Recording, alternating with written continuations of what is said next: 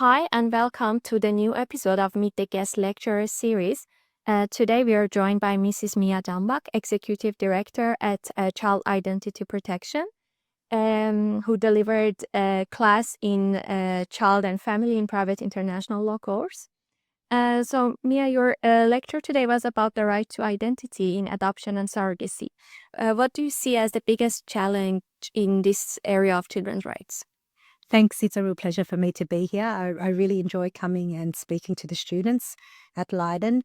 For me, I think that there are three main challenges for the child's right to identity in adoption and surrogacy.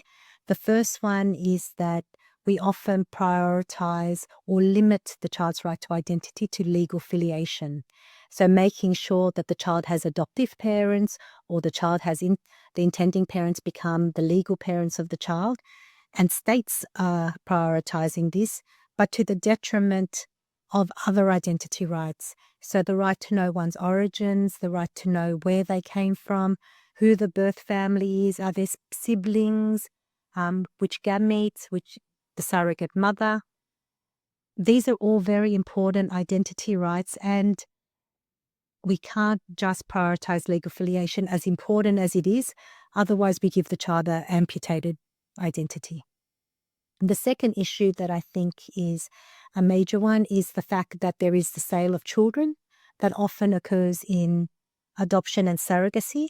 It doesn't happen systematically. It's not in every case, but it's happening too often.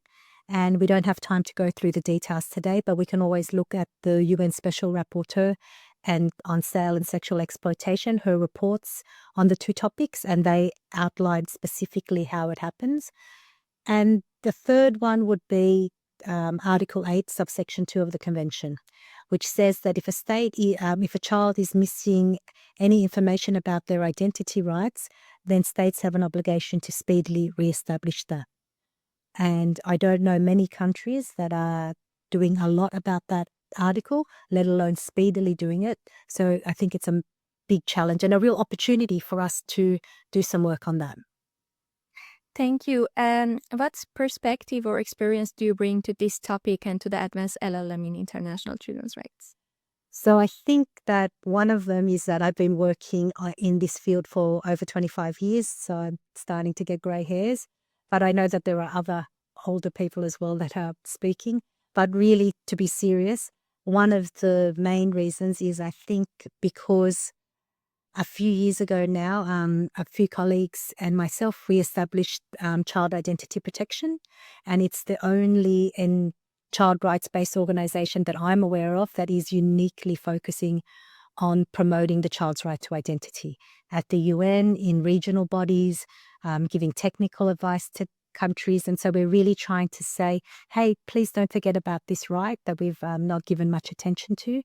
And then the second, or let's say third reason, is probably because I'm doing my PhD here as well at Leiden University. I'm being supervised by Anne Skelton and Ton Lyford. So that gives another richness to the way I look at identity rights and children's rights more broadly, because they're training and they're refining, and hopefully it's going to be something good.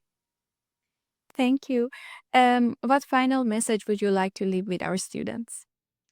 Yes, I think that the final message that I would like to give to the students would be to say to them, you've chosen well. You've chosen well the career in children's rights. It's a really noble task, and it's one that's very rewarding. I don't think there's ever been one day where I've regretted working for children. And it's not very rich. You don't get very much money, but you get a lot of satisfaction. And in addition to that, the other bit of advice I would be is to continue learning, because the issue of children's rights is always evolving, but always learning different ways to understand it, to tackle it, even looking at the child's right to identity. And I think that Leiden University is the perfect place to learn about these things. You've got the best of the best. You've got Anne Skelton, you've got Ton Lyford, you've got other academics that are permanently here. And if you've got the best of the best, then you can become the best of the best for children. So I think that would be my advice. Thank you, Mia, for talking with us. And thank you all. See you in a future episode.